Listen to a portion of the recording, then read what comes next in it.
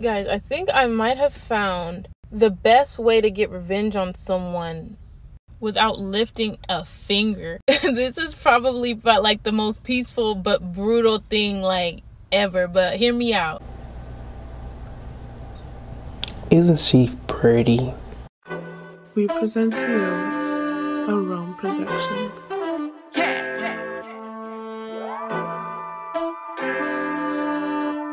What's good, everybody? If you're first time viewing my content, end of this video, like this video and subscribe to my YouTube channel.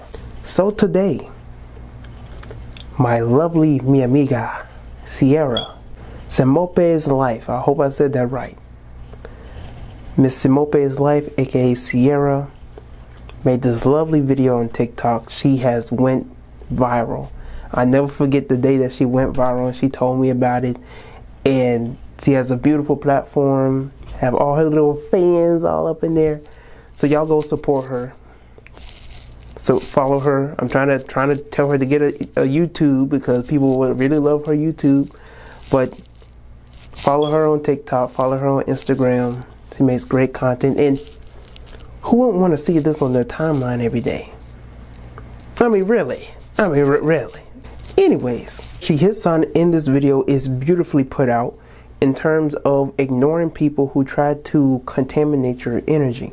Guys, I think I might have found the best way to get revenge on someone without lifting a finger. This is probably about like the most peaceful but brutal thing like ever, but hear me out. So of course, in any confrontation, you know, a lot of people will say, oh, ignore them, just ignore them. And you know, I've gotten to a point where I used to think, well, why? Like, what is so great about ignoring? You know what I'm saying? Because, you know, you're still going to hurt or feel whatever low vibration that would happen, whether you get revenge or not. But this is personally why I think the subconscious mind is so sensitive and malleable.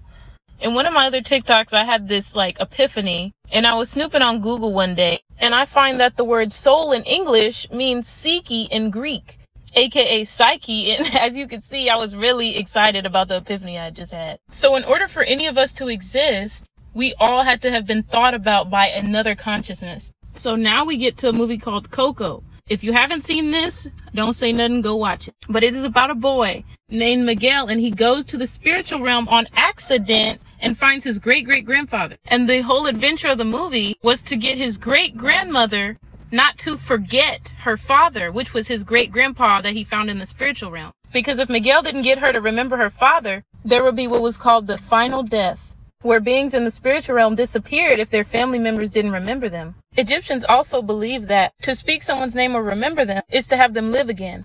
And she never understood at first, why is it that we have to ignore the things that try to interfere with us and interact with us for the worse. And she gets into this whole scenario on how things grow. And she gets into the scenario of talking about the movie Coco, and then talking about how the Kemites or the Cushites or the Egyptians thought in terms of their ancestors. And when it comes to remembering somebody, an ancestor, an elder, it is always prevalent, and it is always important for you to keep that name going for generations and generations. Otherwise, if they are to be forgotten, it is what is known in certain aspects of life, certain aspects of spirituality, as the final or the second death. And this is when the ancestors are forgotten, right? And so this is just one aspect, just to throw a disclaimer, this is just one aspect of mythology in terms of forgetting the ancestor, or you know, you're reaching over to the spirit world, but then you somehow disperse or you no longer exist. This is a wonderful comparison to American Gods. Mr. Wednesday has his son Shadow Moon out here doing other type of stuff. He do all these type of schemes to get people to remember his name, to praise him, to uplift him, to admire him. And this is how he gains his power. And the concept in American Gods is that if you are the old gods, you are now being forgotten. And when you are no longer being relevant to society, you know you don't have power and you no longer exist. The only thing that scares me is being forgotten. I can survive most things, but not that. So if people do not believe in you, if people do not, you know, look at you or adhere to what you have to say, if your concept and your deification no longer becomes a reality, no longer becomes prevalent or important or relevant, if it no longer becomes something important to society in the way that it is uplifted, the way that it grows, the way that it evolves, then you are casted off to the side. And even more so, forgotten. And the American gods, the new gods, then come to the platform. And now you have this battle between the old gods and the new gods, because the new gods are taking on the position of the world, because everybody is adhering to what they have to bring to the table.